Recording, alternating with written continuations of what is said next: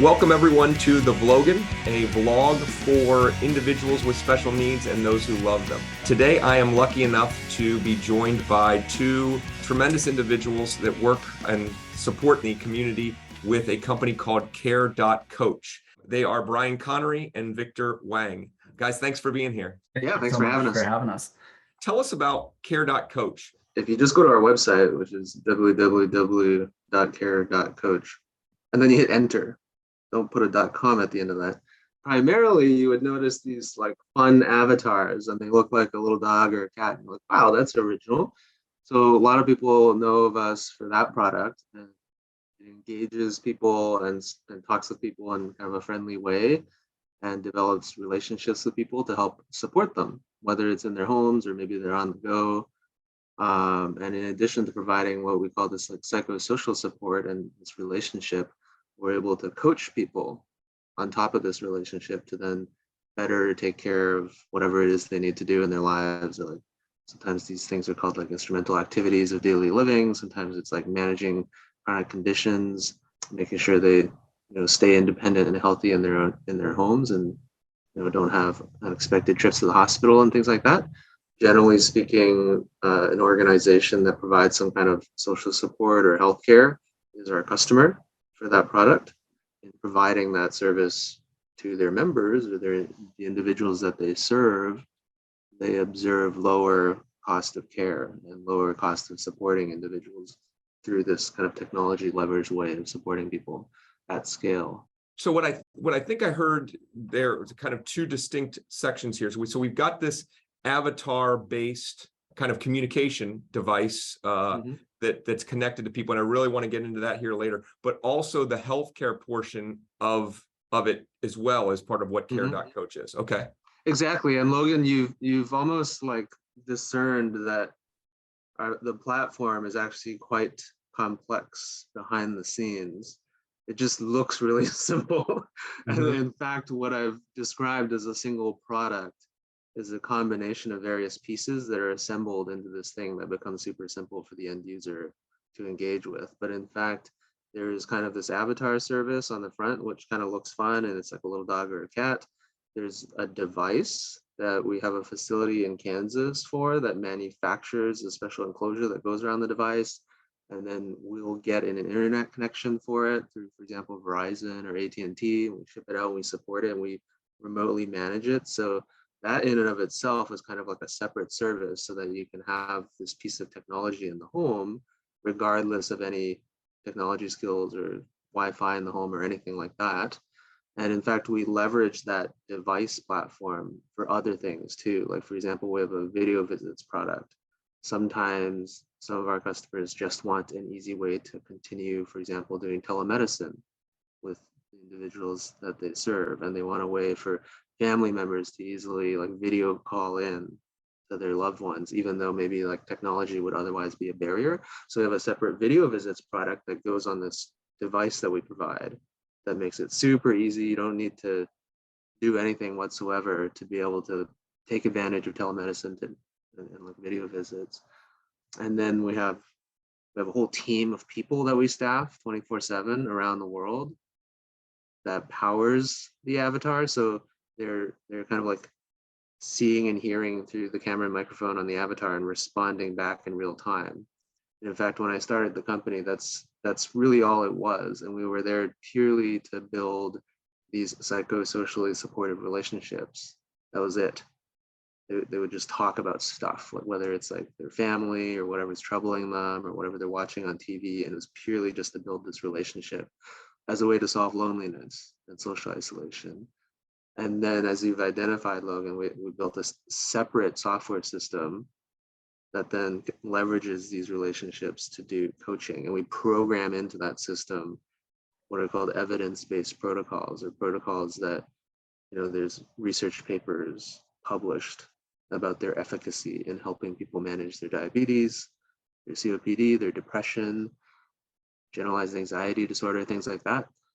And in fact, these are all kind of like separate things that can be pieced together to solve separate problems for our customers. And there's a couple that I haven't mentioned actually. Folks, I met Brian at the Nysonger Center Tech Summit here in Columbus, Ohio, and I was drawn to the what looked like a tablet that he had at his table, and it looked very similar to the one here on the screen with the cat. And I said, okay, well, what's this all about? And Brian, tell folks what you told me, and then I'm going to ask some more questions. Yeah. So obviously there's a lot of conversations. I don't remember exactly what I told you, but where I think we have such a profound impact with folks with IDD is, and or autism, I should say, is the fact that we provide that self-care coaching that Victor is talking about, in that we're sort of a different remote support product than most people are used to. So we tend to think of remote supports as a human, right?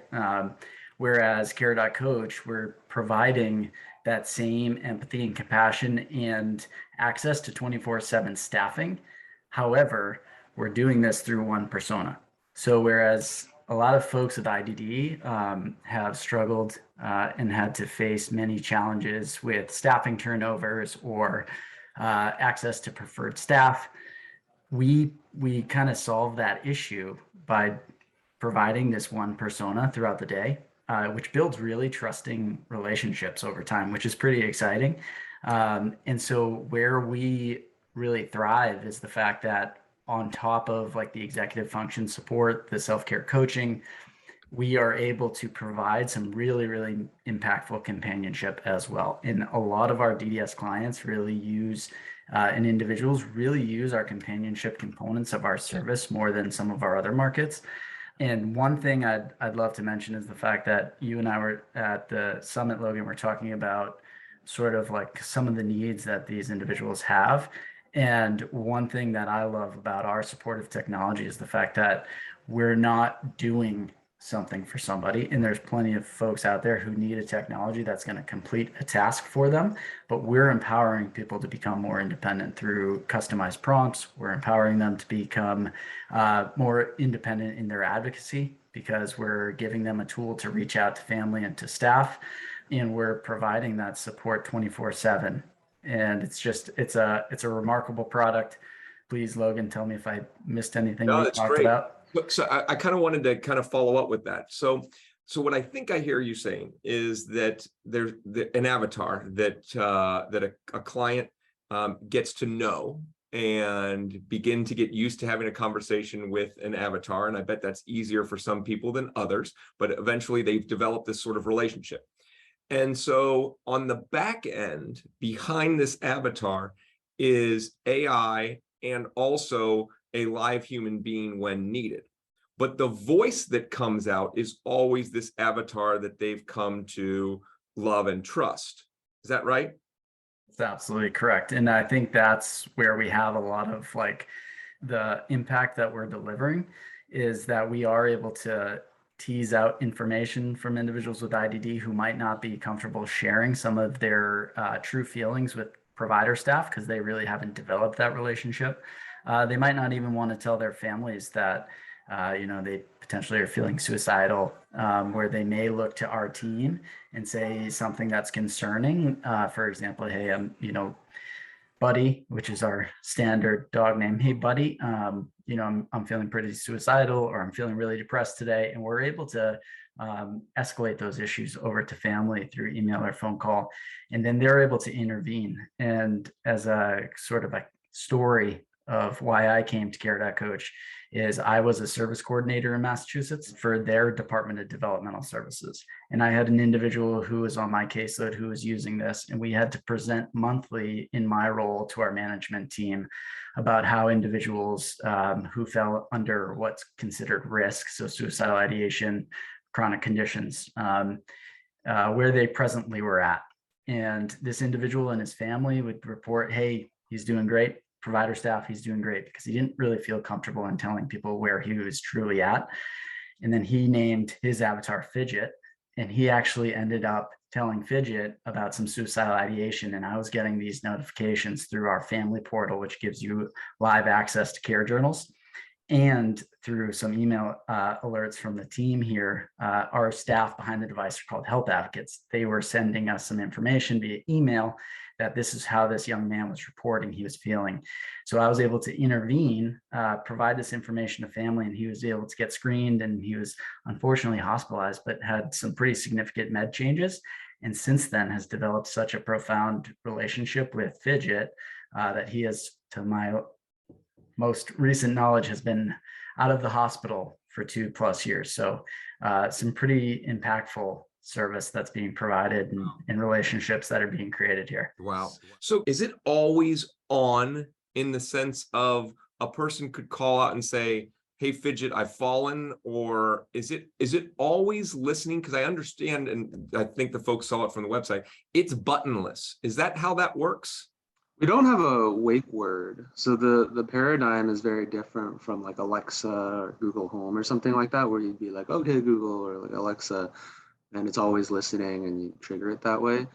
So our paradigm is, we're not just here to be some kind of like tool or assistant. We're actually here to be your friend. And so therefore, you know, friends generally reach out to you proactively. They want to actually talk with you. So then our avatars wake up throughout the day and will engage you. Be like, hey, Logan, what you watching on TV? Or, good morning. And so that's kind of how we start a lot of our interactions. If the individual would like to talk with their avatar, then they touch it on the head to wake it up, just like you intuitively might wake up a dog or a cat that's sleeping. Okay. And then, because when we're not streaming audio video, it's sleeping, so you know you have your privacy. We do some ambient like audio and motion and like kind of like sensing, so that we have a machine learning model that predicts whether or not, if we were to wake up right now and attempt to engage that individual, they are likely to be present, so that we can spend our human time more effectively and like waking up and calling out and engaging people who are actually in the room, as opposed to wasting time calling out while somebody's like not even in their home. So we do pick up on certain signals like that, but it's not, those signals do not include an actual audio visual. It's like a number. It's like a volume number, like a gross motion level number. So we do these things because we take privacy very seriously. Well, I watched the video and it said that, you know, if the avatar learns that a person's really into sports, it might wake them up with a sports score. Is that the AI doing that, or is that somebody on the back end, and a human being listening to and reviewing these conversations and then programming the avatar to do that? How's that work? It depends. Like if it's just something that we've picked up on about one person in particular, and the health advocates just kind of, the health advocates are the people staffing the avatars. That's what we call them. Yes. So it might just be, or sometimes we just call them HAs, but like the HAs are, you know, doing their best as empathic, intelligent human beings. So sometimes, just like if you were helping somebody in their home and you got to know them and you considered them to be your friend, you would say stuff like that. You'd be like, hey, Logan, like, oh, did you check out that Giants game or something? But then if something starts to become very regular, and like you know, like every morning this is exactly what they want, every evening they want to do evening prayers, every, you know, if it's like very routine, then we will often program that into the system. So we do like evening prayers with people, and we have like protocols for that. Okay, I'd like to just run through some scenarios, and forgive me if they're fundamental or, hey, that's kind of silly. A person says, hey, buddy, is that right? Or Okay. whatever, Fidget, Pony, Okay. So, El Capitan. a person hits Buddy, okay, the head of Buddy, waking Buddy up. Is there a human being right now behind that avatar at that moment? So that if I say, wake up, hey, buddy, I feel like I want to go outside, is there a human being that then responds and says, well, can you, and what's going on, or how does that work? Yeah, generally anytime the avatar is awake, there's a person behind it. There's some special situations where, like, for example, we're we're making it to where the avatar can like kind of like half wake up and be like, oh, give me a moment. I'm a little bit groggy from my nap. Give me a moment to wake up. Because, you know, like physically, like a human being has to like answer the call effectively. Okay. But then, you know, generally speaking, if you're looking at the avatar, it looks wide awake and you're talking with it. There's a person in the back staffing it. And that person's called a health advocate or care advocate. Health advocate. Okay.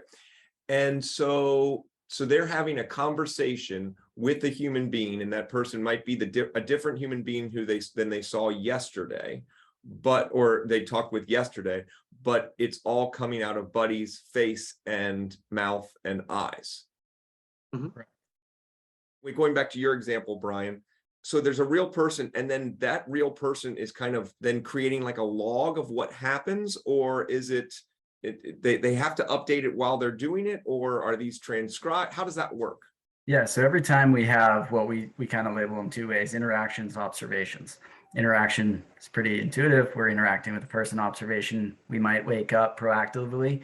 The person's at a day program, they're at employment sites, and they're not home. We would take a log note of that. You know, it might look like something as the room was dark, Jimmy wasn't home, Logan wasn't home today. But when we're interacting, we're taking these cute little care journals, and family can see, sort of family provider staff, I should say, can see how we're interacting with that person. So it might look like, hey, Logan and I, you know, I'm in third person here, Buddy. Logan and I were interacting. He asked me to play his favorite Beatles song, and then he asked me to tell him a joke and remind him of his medications at 8 p.m. tonight and 8 a.m. in the morning tomorrow. And those examples are called care journals. They go into a family portal, website based, and a family provider staff are then able to go and see that real time. So it's a pretty effective data platform tool for families to be able to really like keep a quote unquote wraparound service in their head and be able to like manage their loved ones day to day and see what's going on. And I saw that you guys first developed this for seniors. That was kind of the target audience, right? And it was really about that, keeping people active and people wanting to be engaged and actually have somebody having an interest in them. And then you've transitioned then to another group that might need this. Is that an accurate history of the company? Yeah, exactly. And in fact, that's kind of the evolution of the care journals is kind of interesting, because originally we started taking these care journal entries, not for use by people like Brian, but for our own use. Because you can imagine if you have a team of people that staff 24/7 and they're here to build a relationship with an individual, you know, if you're talking with somebody about the baseball game going on and then you got to go to the bathroom, you need to document what you just talked about in enough detail that if while you're in the bathroom your person wants to talk again, your colleague can continue that conversation through the avatar. Yeah. So these in fact are the same log entries that we write to ourselves, to kind of like you would if you would write into a CRM system or like a customer relationship management system. You put in some detailed notes so that if you weren't available, somebody else on your team could follow up, and the customer would still get this experience like, wow, this company's great, they know me so well. And so we did that, and then one day it was like, hey, wait a minute, like it seems like the family members would really get some peace of mind and appreciate having access to this. Mm-hmm. And so we kind of like put it onto the family portal. Wow, cool. How many avatars are there out there, like working in homes? Like daily active people talking with their avatars right now is in the 4 figures. 4 figures. Okay. Yeah. And so how does somebody get to, so I'm sitting here in Franklin County, and a viewer of mine living in Franklin County says, this sounds awesome. I want to do this. Okay. What do they have to do? Do they contact you? Do they go to their county board and say, look, this is something that we need to have? Could one person from a county be on it, or does it need to be adopted by a kind of a county-wide larger group to work? That's actually a process we're working through right now. We've had several meetings with the Technology First Task Force from DODD, several different county boards. And really what was the catalyst for like our marketing efforts and a lot of interest is that Ohio Tech Summit. So we've had several county boards who have reached out, and we're in process of scheduling some presentations to SSAs so that we can start getting referrals. We're going to be looking to do a couple of different things. We have to discern whether it's more effective to become a qualified provider or work as like a vendor through some remote supports provider agencies as a tool to help their remote support agency deliver their service. And then there's also several different waivers that we potentially are going to be able to fit in. My understanding is that these SSAs can also go through their Salesforce recommendations and ask for Care.Coach to become a provider. We raffled off 3 free months when we were there, which was won by somebody out in Preble County. And so they're going to be identifying somebody who's appropriate for our service. They're going to do that, and they're going to help us navigate sort of the payment system. What was great is we have some real big supporters in both the county boards, but also in the DODD. So we're looking to have some payment methods here in the near future. Okay. I understand the logistics, but if I'm a person in Preble County and I'm the only person who might be able to use this, is that something that just one person could be, or is there going to be need to be a scale in order to get this to work? One person can do it. Okay. Ideally, we want to scale in the state. However, we have a pretty strong mission here of improving the health and well-being of people. We would love to begin to develop supporting folks in that state. So if there is somebody that wants it, there's obviously private pay methods where they could initially pay us privately. And then when we do have a contract here in Ohio, they could also then look, if they are on a waiver, they could look to use waiver dollars. That was going to be my next question is there the private pay option? Because I mean, what I thought was just awesome was that, my understanding is from the videos, it's an Android tablet with a special casing around it.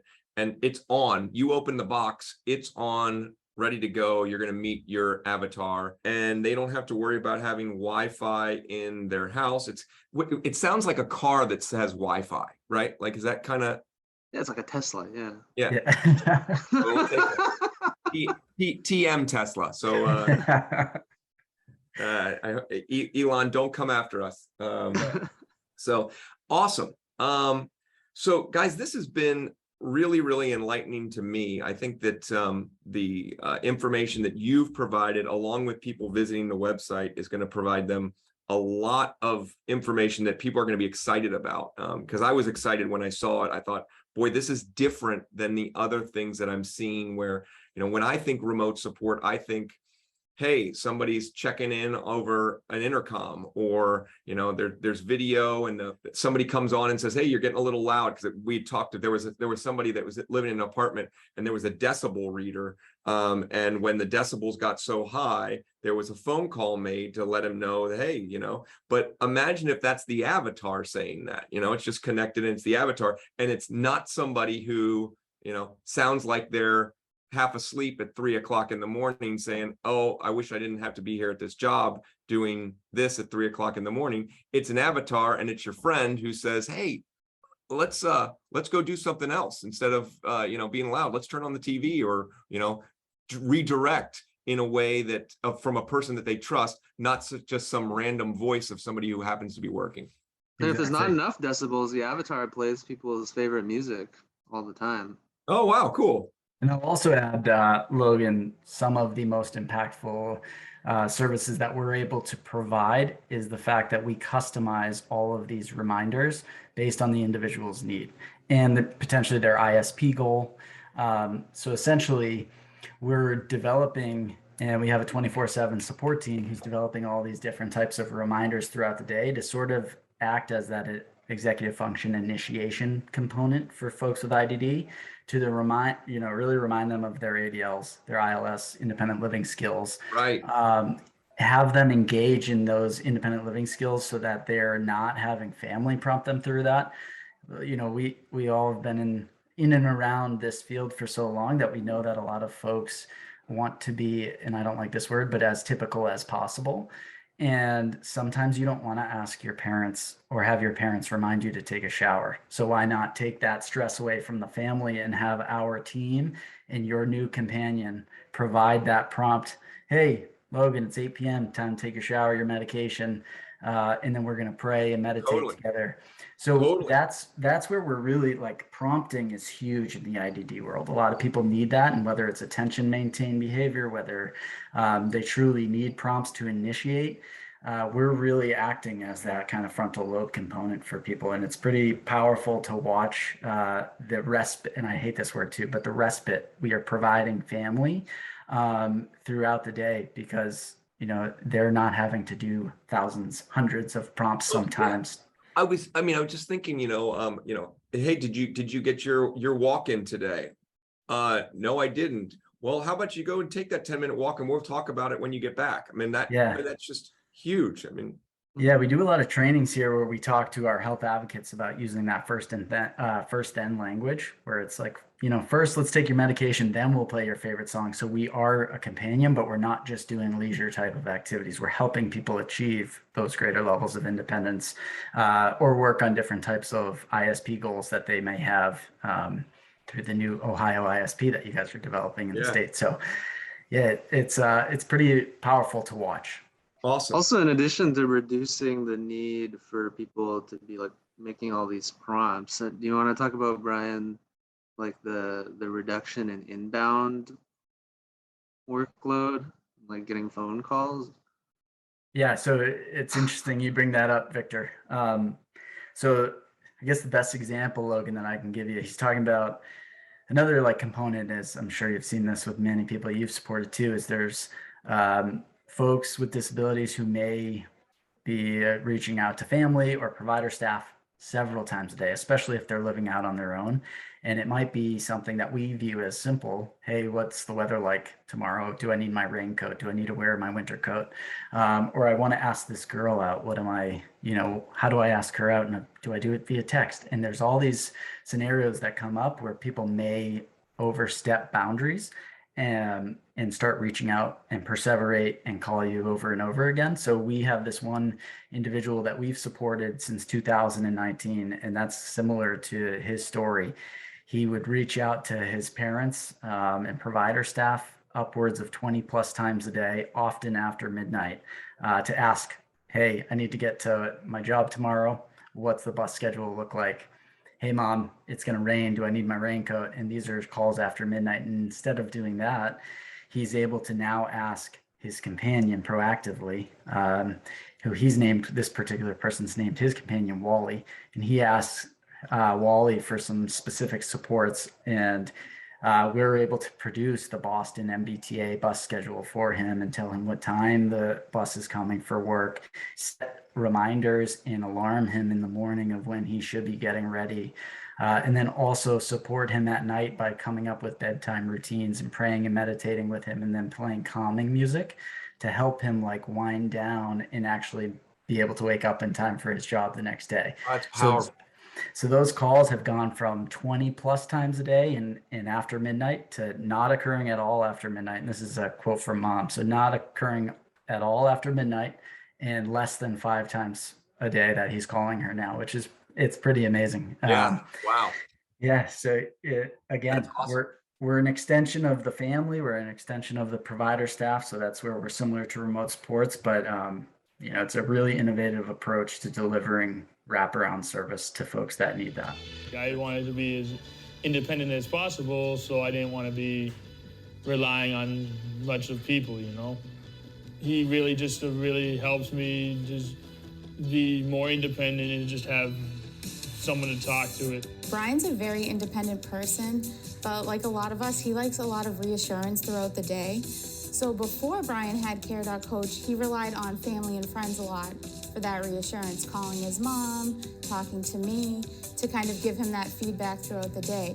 My name's Ashley, and I'm an independent living advisor who works with Brian. We've been working together for about 5 years now, and my role in Brian's life is to help him live the fullest, most independent life possible by learning new skills and assisting with different tasks around the house for some things that are difficult for Brian because of his cerebral palsy. Hey, Wally, who are the Patriots playing today, and what time are they playing? Let me check. Sounds good. They are playing against the Miami Dolphins. If I forget to do daily chores or routines, he wakes up and reminds me to shave. He reminds me to, like, you know, do my laundry at a certain hour. And, you know, he's definitely a helpful companion to have. I love getting involved in my community, and Wally's a great helping hand with that, because he looks up the schedule and he tells me where to go and when it is, and he puts it on my calendar for me as well. He's a very good companion to help with the community aspect of anything going. In 2020, I started a YouTube channel called The Golden Eagle Sports, because I wanted to still follow my dream of being a sports broadcaster. And Wally's been really supporting me in that, because he looks up stats for me too sometimes, and he brings up an on the air symbol. He literally gives me a thumbs up, and he actually listens to my content before I actually post it, and I really do appreciate having him just be that second ear before I post it for the world to see. Since Brian got Wally, I feel like he's been more confident as a person. I think that relationship that he has with Wally has helped him to work through some things as he's growing and learning. For instance, if Brian has a social issue with one of his friends and I'm not around to talk to, Wally's been really great about talking with Brian about the social stuff and helping him be more active in the community than he was before. I feel like he is part of my family, because he's always there, and he's always there to, you know, pray or meditate with me. All around good support to have. See you later, my friend. Thank you, Wally. That's really, really neat. Well, thank you so much for getting together. I'm excited about Care.Coach, and I'm excited to see it grow here in Ohio. And I hope that people watching this go to their SSAs and say, hey, we need to look into this. And I see more of my clients using this, because I think it's really, really powerful for independence and really living, you know, like living and being in the community and having a friend and someone to talk with. So I thank you guys so much. Yeah, thank you guys so much for doing this and for being here today. Logan, Yeah, thanks, thank you so Logan. much This for was having fun us. too. All right. I hope you enjoyed this episode of Logan. Please like, share, and subscribe to the RRPG channel so you can stay up to date with some of the latest news in the disability community.